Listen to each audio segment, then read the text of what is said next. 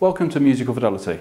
My name's Dave Waters and I would like to guide you through the connections on the back of the new Encore 225 all-in-one system. If we start on the left-hand side, we have our speaker terminals for our right-hand speaker. Speakers can be connected via bare wire connections, spade connections, or preferably 4mm banana plugs. Underneath the speaker terminals we have our removable hard disk storage drive. Now this can be specified at 1 terabyte or a 2 terabyte size, depending on the customer's requirement. Because it's completely removable, it is also completely upgradable. So if you have a larger drive, you can fit in whichever size you personally require. As we move across the back panel, we now look at the inputs of the system. And the first set of inputs are our network connections. First of all, the important one is the network connection there.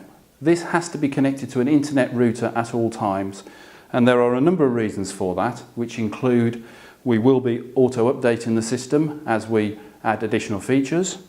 For internet radio it needs to be connected, and of course when we're ripping CDs it will pull in the album artwork and metadata. The connection above that is not used. We are using that purely for use at the factory here in Wembley.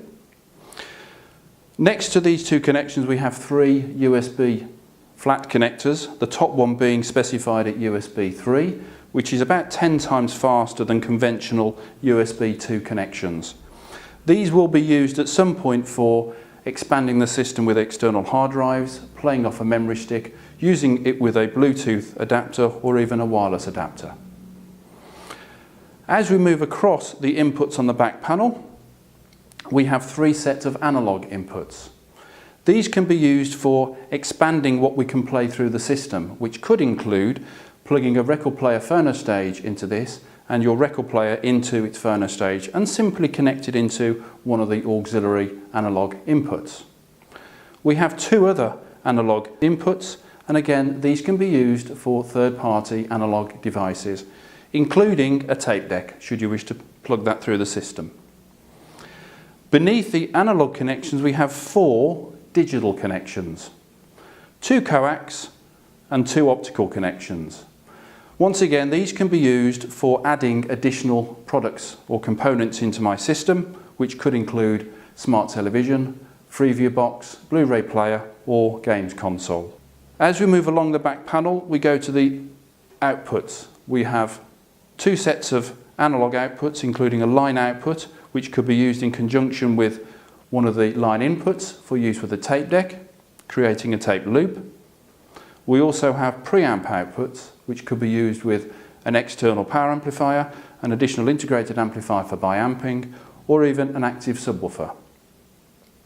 Beneath the analog outputs we have a coax and an optical output as well, and these could be used for expanding the system further if we have a preferred digital to analog converter, for example. Moving now to the far right of the back panel we have our left speaker outputs, which again can be used with bare wire connections, spade connections or 4mm banana plugs. And then beneath our speaker output terminals we have our IEC mains connection.